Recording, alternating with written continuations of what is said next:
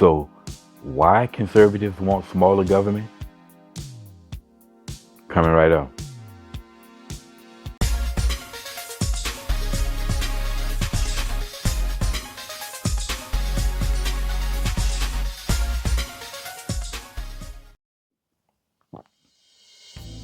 What's up, y'all? Welcome back to Common Sense, Logic, and Reason. And as always, I want to say thank y'all for joining me today. So, conservatives often get criticized for not caring, for being heartless, for not caring for the poor, not caring for the elderly.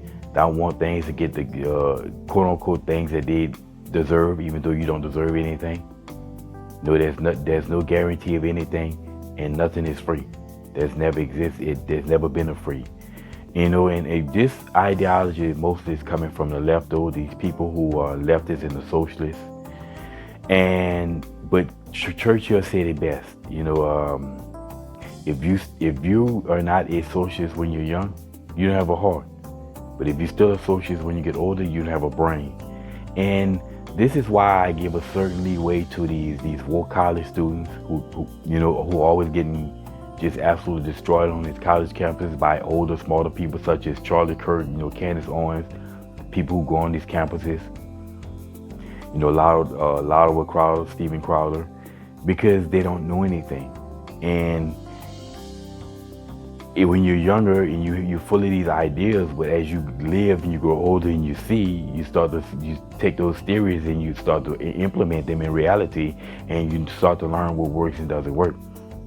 That's why, like I said, I give a certain leeway to these woke college students, but it has its limits. Anyway, to the question of the video, why do we conservatives want smaller government? Well, the problem with government is that government is just inherently prone to fraud, waste, and corruption.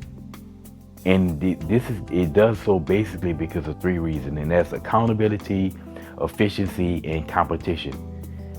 These three key areas is where government is lacking in. Government lacks in these, where in the private sector, you have to abide by those. So I'm going to take each of the three, and compare the private sector to the public sector to show you why the government is just so prone for fraud and waste. So we're going to start with accountability. Now, in a private sector, again, you deal directly with the public, well, more so than government does. And as in a private sector, again, you have to be accountable to the public because you have to provide a goods and service that they are willing to voluntarily exchange their money. So you have to be on your game. You can't put forth no crap, because if you do, no one's going to patronize you and you go out of business. That's just how it is. Because you deal directly with people, and people see you on a daily basis, far more so than they see government, you're held more accountable to the people. Whereas government, on the other hand, they're not. And I always say this, that most people probably, I would be shocked if 10% of the population knew who all their congressmen and senators were, and keep up with what was going on in government. Hell, keep up with what's going on in government in their own city, let alone the federal, because it's so distant from you. I mean, we have so many things going on in our daily lives that what's going on in the government become distant. And so much so to, like I said, they can fly under the radar. Politicians fly under the radar without the scrutiny of people. I mean, I compare it to, let's say a head coach of a local professional franchise. I'm here in New Orleans, so let's say the Saints, New Orleans Saints, or the Pelicans. If the head coach is have a losing season for 4 seasons, the people are going to get irate and they're going to want changes. They don't want that person. So as a head coach, you have to perform. You don't perform, you're going to get fired. And you don't have a whole lot of leeway. Whereas in politicians, they can be in DC for 20, 30, 40 years, screwing up, and people keep voting for them. You look at Maxine Waters. Maxine Waters has been, basically, she's a senator, representative for the poorest district in California. And she's been there in DC for, I think, over 30 years now. And they still keep voting for her. Well, why would you keep voting for that? Meanwhile, If she was the head coach of the Lakers and they weren't winning, oh, she'd be gone quick. She would be lucky to last 4 seasons, let alone 30, 40 years in Congress. So we just simply don't hold politicians as accountable as we should. And that's why they can sit in, like I said, that's why they don't have to be accountable to us. They don't have to be honest and have integrity most of the time, because a lot of the times, because they're just flying under the radar and we don't hold them to that. Now the second, let's go to efficiency. When it comes down to the private sector, you have to be efficient because, again, you have to give a product that people want. You have to provide a goods or service that people want and are willing to exchange their hard-earned money for. And you have to do it at a price that they're willing to pay. And you have to do so at a price in which you make a profit. And you have to constantly manage all of that. And you have to be efficient. If you're not efficient with that, you're going to be out of business. And there's a lot of businesses, especially like, say, grocery stores, they run like an extremely thin margin. So they have to be extremely efficient to make a profit. They can't have waste.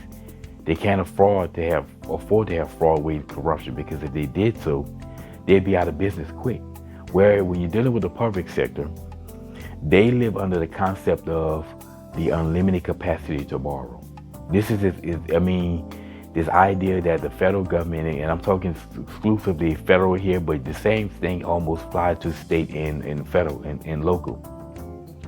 This idea where they have the unlimited capacity to borrow and they can just keep borrowing and borrowing. In the real world, in the private sector, in your private life, if you spend more than you make and earn, and you're funding the rest on credit cards, that's going to run out very quickly. You're not going to be able to get away with that forever. There's no such thing as the unlimited capacity to borrow in your household. So you have to be efficient. Where the federal government, they can just borrow into infinite, allegedly, so they don't have to be efficient. They really don't have to be efficient at all. Also, you also have the concept of other people's money. See, when it is your private bank account or your business and you run the business and you pay for something, that's coming out of your business. So you're going to be concerned about the money you spend. Whereas when you're dealing with the public sector, when you're dealing with politicians, it's other people's money. It's tax dollars. That's public money. So they really don't care. The money's not coming out of their bank account. So when they want to give out, Obama phones, free phones and free this and free that, it's not coming out their bank. It's not coming out their checking account. It's our money that they spend, so they don't care. Okay? So, that's why government is just never efficient, because of those two reasons. They don't have to turn a profit. And they don't have to be efficient. Okay? And they have this concept of this unlimited capacity to borrow. And they have this concept mentality of other people's money, so they really don't care. You care a lot more about that money spent when it's yours than somebody else's. Now let's go to the last one, and that's competition. Again, in the private sector, there's competition. If I'm giving you in a private sector, and I'm giving you a crappy service, there's somebody else that you can go to. If you don't like what's going on at McDonald's, because I really don't particularly care for McDonald's food, like talking about it.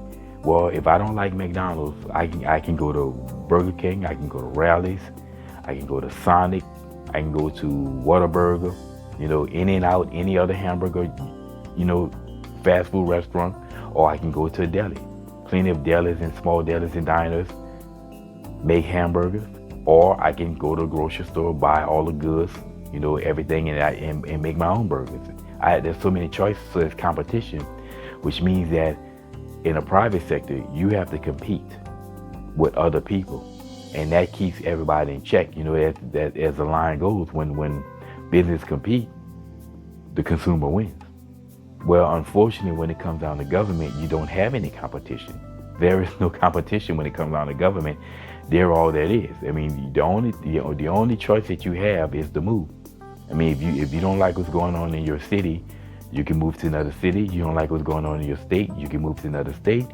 You don't like what's going on in America, you can move to another country. But that's all. There is no competition. There is no another federal government that you can choose to send your tax dollars to. There's only one. So they really don't care. They're getting their money. It's kind of like the DMV. They don't care how many people they service in the DMV because their jobs is not in livelihood is not tied to it. Whereas in McDonald's, the McDonald's ain't selling Big Macs, food. They go out of business. So they have to cater to the people, and they have this competition.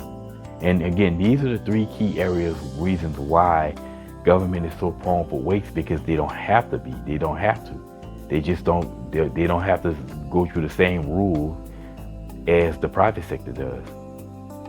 And this, again, the larger the government, the bigger the problem.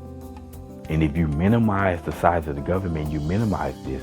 Also, if you minimize government, there's smaller government, and it's easier for people to keep track of what's going on with government, as opposed to having all these, trying to keep track of all the senators and all these different government organizations, these alphabet organizations, FBI, CIA, the DOJ, so on and so forth. You know what I'm saying? So, and the thing is that the Constitution actually says minimal government. And we know that government gets in the way. Government just creates problems. That's why the federal government is in the red. It's constantly in the red, and it's constantly borrowing money to pay the bills. Because they don't have to be bribe, because they're just prone for fraud, waste, and corruption. Anyway, like I said, this is why smaller government just makes no sense. It has nothing to do with no racism. It has nothing to do with no white supremacy. It's just common sense. Too much government brings problems. And we have a history of proving that.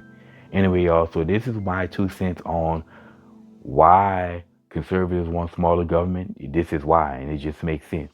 It's just logical. And as always, y'all, until next time.